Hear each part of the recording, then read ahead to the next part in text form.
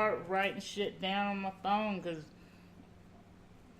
I'm amazed that you're just now coming to that conclusion. You haven't remembered anything for as, but for as long as I usually remember the one thing that I wanted to bring out to talk about. It's just one effing thing. But, damn it. I'm going to remember. By the end of the show, I'm going to remember, and then I'm going to have to save it again. And then I'm going to get tired of saving it. Then I'm just going to tell you, and then it'll be wasted. Just don't worry about it. It's too late. It's too late. Don't I'm worry worried about it. No, about I it. mean, just, I don't really care. You don't care because you don't know what it is. Look, unless you've forgotten that you epiphanized the cure to cancer or something, it's probably not all that important. I just created a new word. Epiphanized? Epiphanized. Is that like euthanized? No, it's like it's like the action verb of epiphany. Yeah. I made that up. Epiphanying. Epiphanying. That's when you get kneed in the balls and you have an epiphany.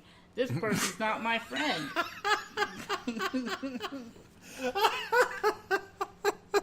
Even if it's an accident? Yeah. I'm not going to be around this person any longer. I was laying on the ground. My scrotum was in pain, and I was epiphanying at the exact same time. This person is not my friend. But you have to be Need. in order to epiphany. Right, I was going to say. So it's the E-P-I... K-N... K-N... Epiphanied. I-N-G. You epiphanied me. Yeah, epiphanied.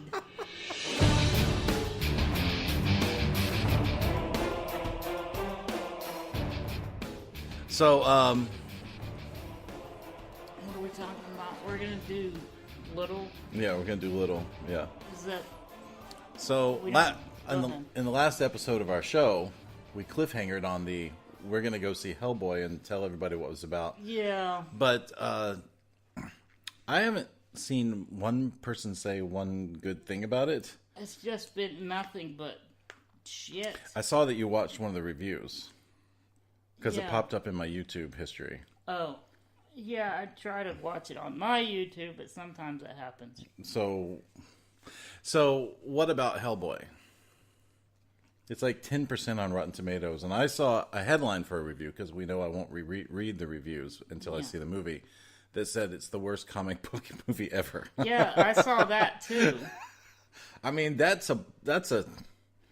I mean, because we've got Superman 3 in there too, and that was pretty bad. Oh man! And not the Green Goblin, the Green Lantern. You know what? Which I never saw. I never saw Green Lantern. Actually, it's not. Okay. Green Lantern can't win for worst superhero movie.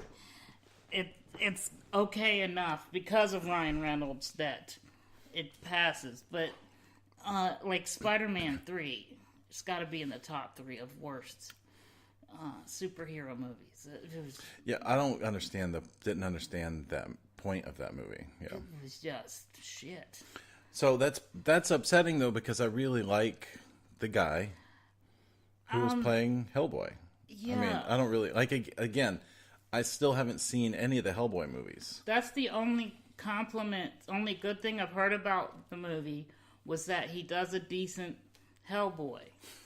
Decent, not a good one. Well, but decent. because those of us who've seen the Guillermo del Toro ones, and I remembered his name on the last show he did, but the Ron Perlman. Ron Perlman, yeah.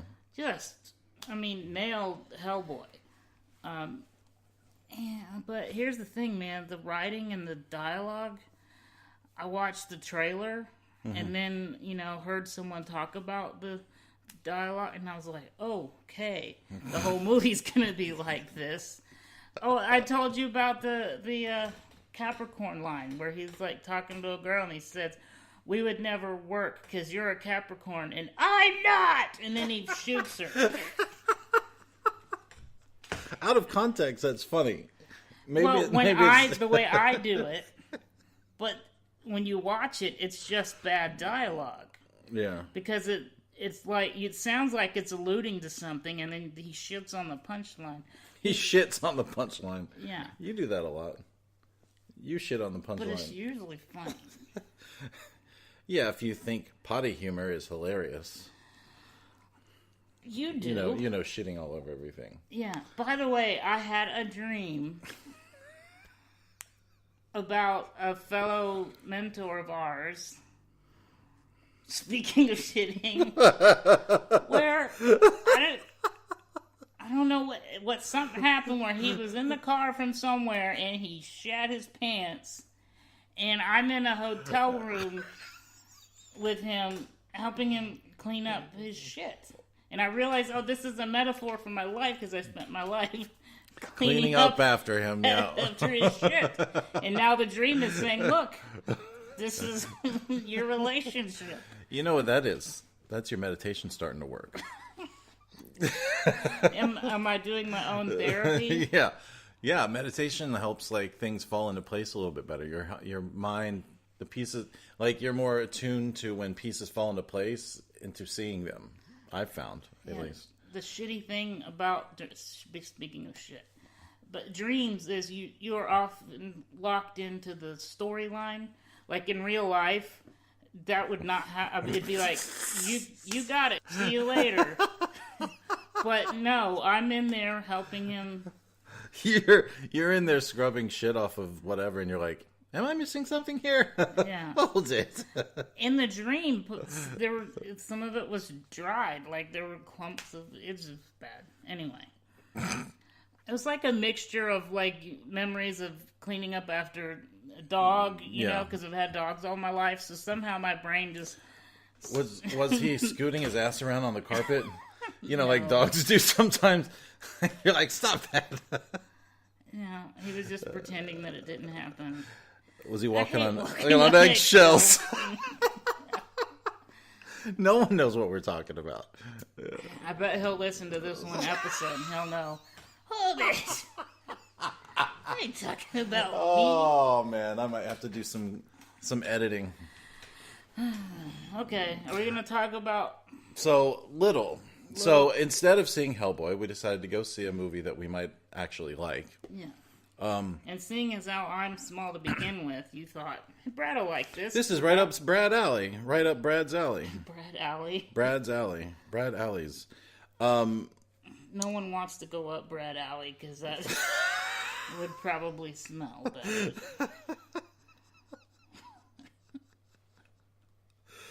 Oh man. So we saw. I've been curious. Yeah, see? This is what happens when you record on the weekend. I've been curious about this movie for months now because... Am I saying her name right? Marseille Martin? Marseille? I haven't heard it. So I don't know if I'm saying her name right, and I don't watch Blackish. I haven't watched Blackish because it's on television. Yeah. It's actually network. Oh, you mean not because of black people? No. I might watch it. I might. In fact, I've thought about checking it out because Lawrence Fishburne is the reason why I tried to check it out. I just don't care for network sitcoms at all anymore. Like Seinfeld was really the last one I ever cared for. Yeah, there's only been a couple good ones since. Modern Family was good. Modern Family was good for sort of out for of a the while. Box. I liked Modern Family for a couple of years. Yeah, for a few years actually. Yeah, for the most part, it's like canned laughter and it's just. But not Modern Family, but I mean I'm validating your point. Yeah, thanks. Most sitcoms are not good. So, but this girl, Miss Marseille, I know I'm butchering her name. Marseille Martin is the main character of this movie. She had an idea for this movie based on sort of like what if Big was reversed. The movie Big was reversed and the person became Little. So right away the movie, and she went in, she pitched this idea for this movie and they're like, oh, okay, we like it. And then they made it into a movie and she became the youngest executive producer of a major motion picture ever. She's 14 years old. Like, it's not bad enough that we're competing with, Pulp Fiction. What's his name? I'm bad with names. Tarantino, like the first movie out of the, just genius, whatever. It just gets to do young age. Like we're almost twice the age he was when he did his first great, brilliant movie. We're already competing with that, and then she comes out and nails it. First try as a kid, like screw you, filmmakers. She pitched this movie, they got greenlit, and she became the first. Yeah. The youngest, she's 14 years old, the youngest executive producer in major motion picture. I've only been struggling for 40 years, but that's okay. You go right ahead. And then she started her own production company called Genius Productions, and she's got another film in production right now. Yeah. That she's starring in, and so is Regina Hall, who is also in Little. So right away... But who's the girl that had, what was it, Insecure? Yeah, Issa Rae. She is just... She's great, too. She was great, hilarious. She is great. So this movie it's female-centric without being heavy-handedly female-centric. It just is about women. Right. Like, this is just... From the first few minutes of the film, we knew this is better than What Men Want? Yeah, What Men Want. They came out a couple months ago. We were watching it. We were like, this is how What Men Want should have been. Because it was just natural and great. Like, people weren't saying lines that you felt like, oh, I feel like they're trying to telegraph that I'm supposed to laugh at this, but it's not funny. Right. So right away, the movie has like an 80s feel to it because of just the whole... The premise to the thing. That was like an 80s premise. Yeah. Like the Freaky Friday, or Big. Or Big. This is like the opposite. What's the other one where they where the person ends up in the woman's body? Oh, All of Me that was Steve Martin. All of Me. Okay, that's not the one I was thinking of. Anyway. The woman ends up in the guy's body in All of Me. So it's very 80s premise, and I feel like a lot of the dialogue and a lot of the jokes were 80s centric too. Like it had a very retro feel to it. But it was good. Genuinely funny. When someone said something that was funny, it was funny because it was funny or silly, and it just made sense situationally. Not something where, like, I love Will Ferrell. I think he's a comedic genius. However, when you go see a Will Ferrell movie, you can tell that he thinks what he is doing is funny. Yeah. And they're doing it for you to get you to laugh. Because it's like, oh, he's yelling and he's making a face. I'm supposed to laugh. Right. And it is funny, but you can tell that he knows it's funny. These guys, in like this movie, it was just organically funny. Yeah, it's even the... what do you call it? They're not extras, but the supporting cast. Characters, yeah. When they, when it was their moment to do something funny, they weren't forcing it. I think it was just brilliant directing. Yeah. Because all the moments that made it in the edits, brilliant editing too, are like the best. It seems like ad-lib natural moments because they're just being goofy or whatever. Yeah. They're just natural and it's funny. And I can't even remember any of them really. Like I'm sitting here trying to think of some of them that were our favorites that we were just really laughing at, but they were just situationally funny things. Yeah, well, like one moment that seemed like it was not written was when she was saying she had the megaphone and she was saying all your life is no, and then she was like no. Yeah. She started singing like she's gone to church. Yeah. No. There were moments like that I'm thinking, that wasn't written. That was, an alternate take where she was just going on. But I guess the tone of voice from this film had a very silly sense of humor. Maybe that's what it was. They were keeping the childish, playful tone. Yeah. It did have a kid. It did feel like a kid's movie, but not like a kid's movie. But it did feel like a child's movie. It had adult humor, but it was like a kid point of view humor, I guess. So she family friendly. She was great in the movie. Man, yeah, there were points She's so good. she sounded like an adult some of the time. She didn't have to act too hard. She just nailed it. She really committed to the like when so she's like when she was a little kid in the first scene, she's a little kid, she gets picked on and bullied, and she's smarter than everybody, and she knows it, and she's trying to prove it so that people will. It's like, why don't people understand that I don't think I'm better than people, but I'm just a smart kid. Let my talent is being smart, you know. And people picked on her and blah blah blah. She got bullied and all that stuff. So when she grew up, she decided she wasn't going to let that happen again, and she's not going to let them be mean to her because I'm going to be mean to them first. That was her life's mantra. So she would just, to keep people at a distance, she was viciously cruel to people. And it's viciously cruel in like a PG-13 way. So it's just like kind of being an asshole, you know? Yeah. And it's funny. It's funny at times, some of the things she says, like when she's singing into the megaphone. But when she gets turned into, you see it in the trailer, when she gets turned into the little kid, when she goes back to being a little kid, she keeps everything she already knows in her life. So she's like she stays the asshole.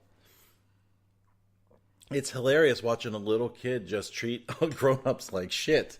Yeah. It's funny, and she's so believably committed to it. It doesn't seem forced or anything, but at the same time, she still is standing there with her arm out like this and the poofy hair, and she just is like a nerd that grew up to be is an asshole.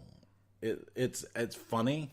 It's funny to watch, and it's fun watching her be that because you believe every minute of it. And then at the same time, there'll be like a sincere moment where she finally lets her guard down at a certain point, and you believe the sincere stuff too.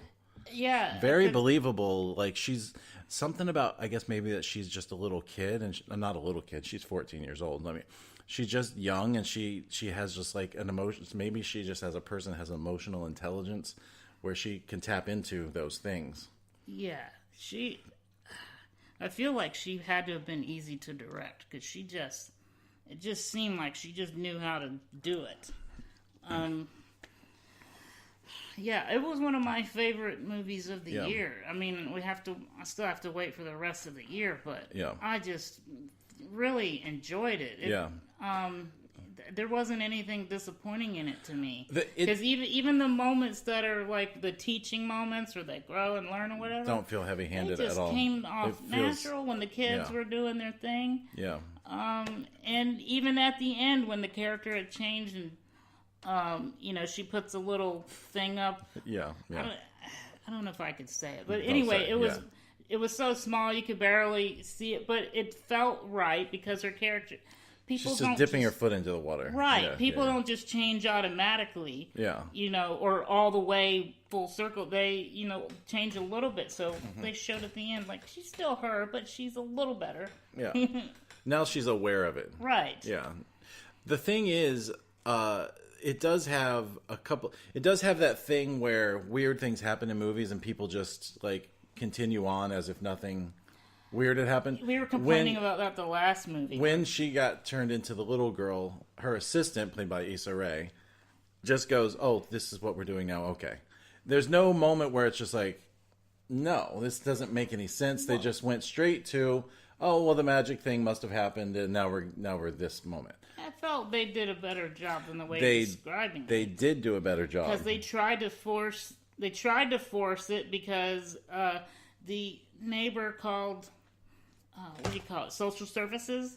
Mm-hmm. So they were, legitimately forced to figure this shit out really quick. And that was funny. However, it was still like the transition from you were a grown-ass woman, but now you're like a little kid, just went from, it was just one scene to the next. It was, what? Okay. And the next scene, it was that. There was some fight, and she had to convince him. I'm saying all this because I agree with you that they did do it better that like it was just a split second where it was like the transition, but they dealt with it better in terms of like the story. It wasn't just like they shrugged it off and just kept going. It wasn't like our problem with Shazam, where people would, oh, he's Shazam, oh, okay, and then, well, by the way, Shazam, you know, they just, it wasn't, no one reacted to the guy's a superhero. Anyway, they did.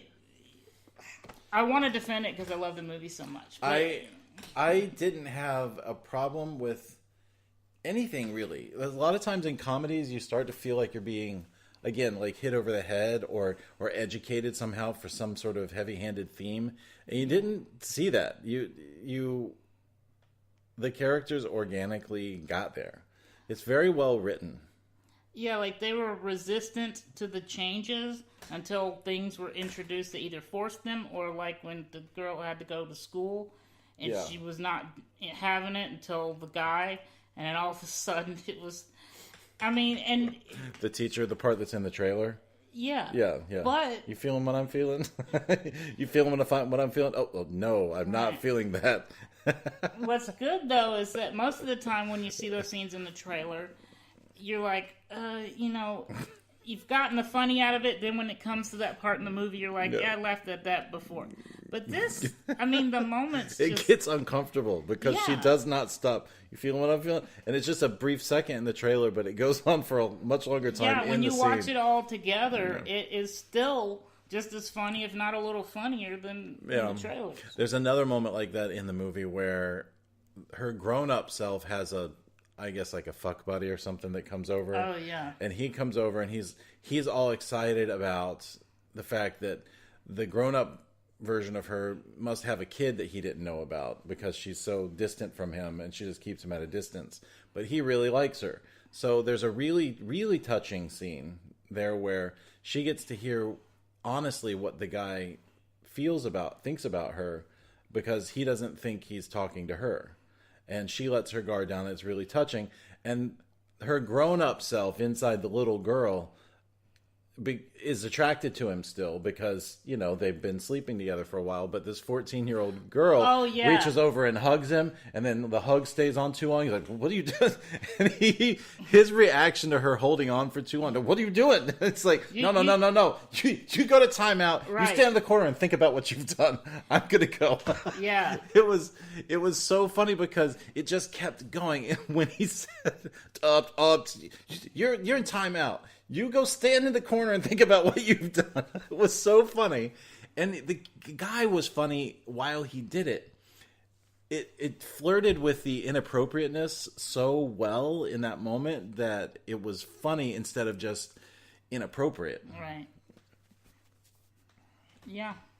I thought that was little moments like that made the movie enjoyable. Like very just enjoyable. You're like, what are they going to do in this scene that's funny? And not like, how much longer is this going to be? Yeah. Is this the scene where everything goes wrong and everybody realizes, so we all have to learn the lesson and go have the big... And it did never have that. It never had that you expect when you see like a PG-13 like comedy like this. Yeah, it is good. It has... what was it? Everything... All the scenes just roll together really well. Like, there's always something in the scene that you can latch on to enjoy. Yeah. Like before they got in the school, there was the whole spanking thing. Like, you're my boss, but I'm an adult and you're a kid. You know, and then which wasn't in. There were parts of that weren't in the trailer. Right. But when you watch that happen and it builds up to her spanking her, then it's like that was hilarious. Yeah, it made... Remind me of my mama. It made those moments you saw in the trailer funny again. Yeah. Because the way it was put together. But it was all... I felt it was all natural. Like, it wasn't forced that, I gotta spank her now. It was like, if I was her, I'd feel like I'd have to... Yeah, it was very well written and directed and acted. And it's not really the type of comedy or movie that I would generally like. Right. But it was just done well. It's just done well. Most body swapping movies aren't great. Because they've been done so many times, and you know exactly what's going to, living in the other person's shoes, walk a mile in another person, you know how it's going to be. But this was just a different thing, different version of it. You know what we have to write now? What? We have to write the you get turned into a small disabled person movie. Because no one's done you're disabled. It would be both offensive and funny. Like you. Yes! You get it! You get it! Okay, so before we go, have you seen the, did you watch the Star Wars teaser? Before we go. Did you watch the Star Wars teaser? What is this, a short episode? It's like a mini 15-minute... What else are we going to talk about for that The movie? movie's great, the end. Yeah, well, did you see the Star Wars teaser? Hellboy really just... just ruined everything because I've lost hope. Shazam was... There were moments that were okay, but it's just like, why get excited over these kind of movies anymore?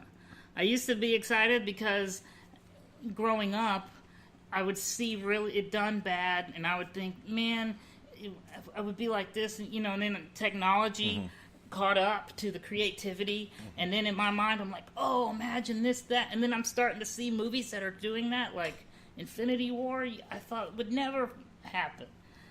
But there's just so many now that it's like I can't get excited anymore because 70% of the time it's disappointment. What was it? It got Captain Marvel, then Shazam, and then Hellboy. There's probably one or two sprinkled in there that weren't good. One or two other ones. And so I'm coming to your side of the force where I don't think, I'm finding it hard to get excited about these. I'm not even really excited about Endgame anymore because I just already decided it's not going to be as good as Infinity War, and I'm just going to be disappointed. Because they can't have all Wolverine and all the other people that should be in it. I would freak out if they had Wolverine and some of the other, but it's just not going to happen. Well, you got to remember what time of the year we're in. We're in the time of the year where they throw all the movies that they need to release, but are going to be trampled by any other popular movie. Yeah. Christmas is a bad time to put out a film you think might not do well. Spring, summer, it's a bad time to put out a movie you think it's not going to do well. They got like a 3 or 4 month window between January and April where they can throw all these movies that need to put out because they've made them, but they aren't going to compete in any realm. So that's why Hellboy is coming out now, before Infinity War. I mean, before Endgame. Yeah. It's why it's coming out before anything else that's coming out this summer. Just because they need to get it out, they need to put it out, let it make as much money as it can in that window there, and then we put it out. Okay, and they marketed it, they had previews and all that stuff. The way I feel about Star Wars, it's funny that your answer about Star Wars went straight back to comic book movies. The way I feel about Star Wars is, I never asked for a Rogue One, I never asked for a Han Solo, I never asked for any of these other movies, but I am happy about the original trilogy continuing and concluding. It's the last one. You know what I mean? Yeah, I don't want to see any more Star Wars movies based off the original trilogy. Tell other stories, because you're just ruining what was good about Star Wars. So this is the last one. They say it's the conclusion of the Skywalker saga. And so that was not interesting at all. I'm almost wondering why you told me I should watch it, because she jumped over a ship as it flew at her. Great. That's why I want to talk about it, because everybody is so excited about it, but It's just a teaser trailer with like split seconds worth of stuff. I saw people online saying, I got emotional in front of my friends over the new Star Wars teaser. Like, it's embarrassing to be emotional in front of your friends. The whole time she's just standing in the desert and then she flips over a ship. Right. That's all I remember seeing, because that's all there was. Yeah. So, what I was saying about Star Wars is that I'm happy to see the thing conclude. so that we can stop worrying every time they put out a Star Wars movie if they're going to ruin the rest of them or not. I loved The Last Jedi. I liked The Force Awakens a lot. I thought Force Awakens was... What I liked about Force Awakens was that it was a good scratch the itch to get rid of the prequels. You know what I mean? So it was back to being a good movie. Yes, was it almost exactly like A New Hope? Yes, it had sort of the New Hope formula in there. Or, episode New 4. Hope was better because Skywalker was actually trained as opposed to, I just know how to use my powers perfectly. Stupid, but anyway. Who knew how to use her powers perfectly? She did. No one told her how to do anything. She just knows how to mind trick people and how to pull the saber to her, and she just didn't need training. It's just stupid, but okay. Sorry. Well, she got trained in the last one, and nobody liked it. I loved it. I loved it. I loved it. I loved the Last Jedi. Everything that Yoda talking about. Yoda explained why Skywalker was that way. Yeah, and still everybody. Yeah. Yeah. So I feel the same way about. I was just thinking about this because like Game of Thrones is coming back on. Yeah. And I really liked that show in the first 2 or 3 seasons, but then by the 4th season, I was like, oh, so they're just gonna continue this on no matter what. People die. Dragons get a little bit older. Somebody fucks their sister. There's a big battle. The season's over. Next season. Oh, the dragons are a little bit older. Oh my God, look at them now. One of them can breathe fire. But, somebody fucks their cousin. There's a battle. The season comes to an end. Cliffhanger to the next season. Next season, the dragons are now officially badass. There's a build up to a battle. Somebody fucks their cousin. It's just repeated over and over and over again. But cliffhanger into the next season. But now there's an undead army and a zombie dragon. So again, the dragons are changed a little bit. So now we're going to have a build up to a battle. But everybody that dies now gets turned into a zombie until they fix that shit. I mean, literally everyone they immediately turns them. So the world is on the brink. I like Game of Thrones. I have watched every season. I've watched every episode. I don't like it when TV shows or series or even movies just go on and on and on ad nauseum. Just they continue on and they don't come to an end. I'm glad that they are saying it's going to be over, so I can see how it ends. The Walking Dead was the same way. I really liked that show, and then about season 4 or 5, where it's like, oh my God, it's really just. They have the same conversation over and over again. You guys just aren't ready to live out there in the real world like we have. And then let's show you how. And then there's always one character that proves that they are worthy to live out into the wilderness with the zombie people. And then there's another one that's about showing how no one can be safe and you can never, and then it's like, okay. Yeah, over and over and over again. And I hate the way television... Or movies. Movies is the same thing. I get upset when there's 20 of anything, because there's no way to keep the story interesting to me for that long. You know what I mean? That's why I'm nervous about Toy Story 4. That's why I'm nervous about Star Wars Episode 9. I'm worried about all that stuff because there's the art versus commerce thing. It's commerce taking the front seat because they know no matter what, Star Wars Episode 9 is going to make $1 billion at the box office. Maybe more, 2, 3. Force Awakens made almost $4 billion. So they know that even if people don't like the movie, they're just going to go see it anyway because the FOMO, fear of missing out. Yeah. And I hate that I get sucked into that loop as well because I will go see Captain Marvel, whether I wanted to or not. You know what I mean? I went to see it because, number one, we have a show where we talk about this stuff, but also, I'm just curious. I like going to movies. Yeah. And I hate when the franchise machine sucks me into it. And I feel that same way about television. Just because somebody might die this week doesn't mean that's a good story. You know what I mean? Yeah. I am, however, really curious how Game of Thrones concludes. I want to see it. I'm glad it's over. or going to be over. What is it, 6 hour-and-a-half long episodes or 8 hour-and-a-half long episodes? Did anybody feel like Game of Thrones needed to be longer? Because they're already drawing it out season over season, and the thing is such a slow burn. That show is a really slow burn. You know what I mean? Mm-hmm. It's a slowly turning of the screw, a slow turning of the screw to tighten tensions, like over the course of multiple episodes.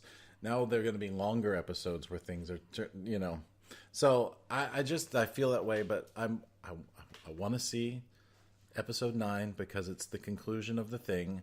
These movies still haven't been as good as the original trilogy to me, but nothing ever will be. It's like someone saying, it's better than Pulp Fiction. No, it's not.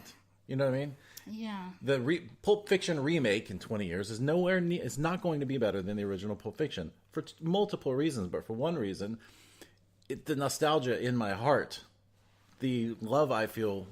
Pulp Fiction is Pulp Fiction came out at a time when I was just sinking my teeth into, yes, I'm going to be in love with movies. Movies is my thing.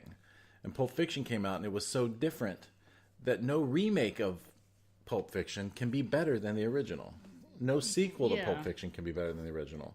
Because the original already was that. Well, there are two different kinds of movies, though. Like, Star Wars could have been done, not prequels, sequels. Star Wars sequels could have been told in a way if the people telling those stories weren't the original creators. Like, what the hell happened to, is it George Lucas? George Lucas, yeah. What happened?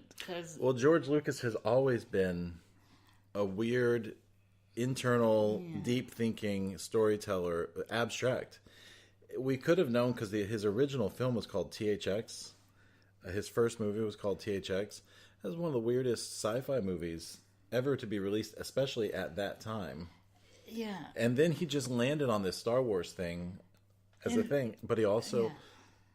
There's Star Wars, there's Raiders of the Lost Ark, all those things that he and Spielberg did together in the 70s and 80s and stuff. Yeah. I feel like that's what happened is Lucas didn't have someone good keeping him in a sensible, with sensible limitations. When he had free reign, he started shitting on his own thing. But what I want to say, it's weird that also that there are people that understand the Star Wars universe better than George Lucas, since he's the one that came up with it. But, like the whole thing with the Force, and a lot of us fans, we understand this is how the Force works. Not like what that one movie where one of my favorite Kung Fu guys, he was just repeating the mantra over and over. You're talking about, you mean Rogue One? Yeah, Rogue One. Well, Lucas had nothing to do with that. Right. I'm just saying that people who don't understand the Star Wars universe or how the Force works are writing these stories. But my point I was trying to make is that Star Wars sequels could have been written, if they were written by people, they could have been done correctly and well, and better, or just as good as we remember the originals, if people who understood, who got it, wrote them. But Pulp Fiction is a dialogue, character-driven thing. You can't. Yeah. It just is what it is. You cannot remake that. You can't. I mean, we have people that redo Psycho, which is ridiculous. If you're going to redo it, do it your own way, your own style. But they did it word for word, scene by scene, which is a complete waste of time. So, I mean, there's some movies that can, even no matter how nostalgic, they can be done better. Sequels can be, but it's just, it's just the style. There's movies that can have universes, and there are others that are just, that is the movie, leave it alone. One of my original favorite movies was a movie called Cape Fear. Yeah, that was with De Niro and wasn't that a sequel? It was not a sequel. It was a remake of a 1950s sort of noir film. Yeah, a remake, and which goes against what I'm saying. I'm saying don't remake the original, but in that case, that particular one, it was so much more complex and well done, but it was done by Scorsese, who Right. doesn't fuck things up. See, if the right person is doing it, I think it can be done right.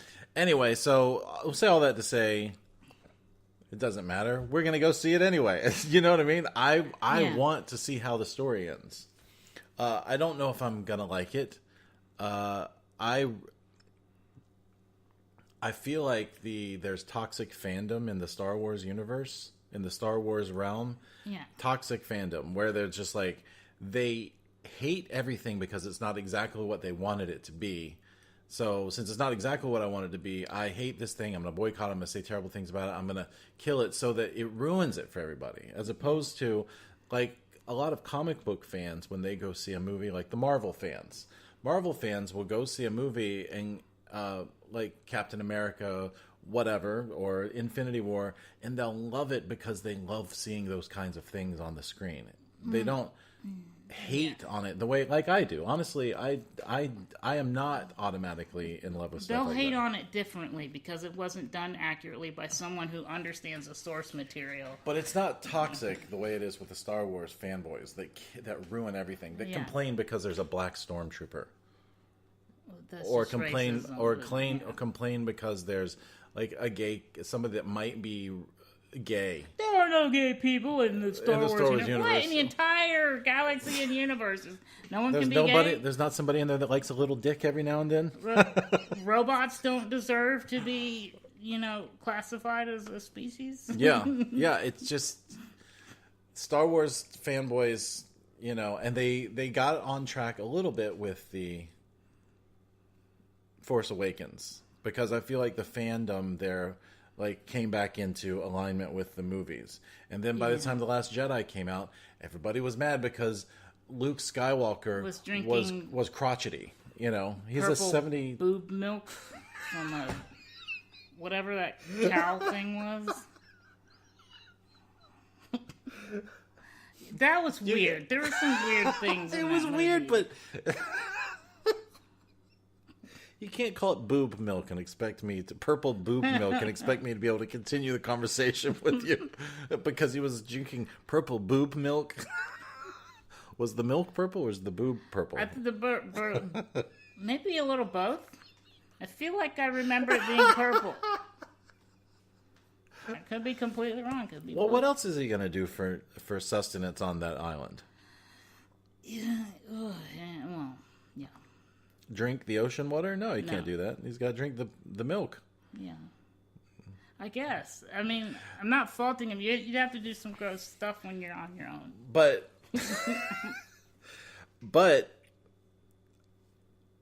they turn on it because he was not like the bright-eyed, bushy-tailed. Right. Like, how many people? I mean, what was Luke Skywalker in that original movie? 18 years old? Mm-hmm. Maybe? Like, I don't remember. I'm sure there's somebody that's figured out how old he was. But he was young because he was still living with his aunt and uncle as if he was a child. Like he hadn't moved out yet or anything like that. And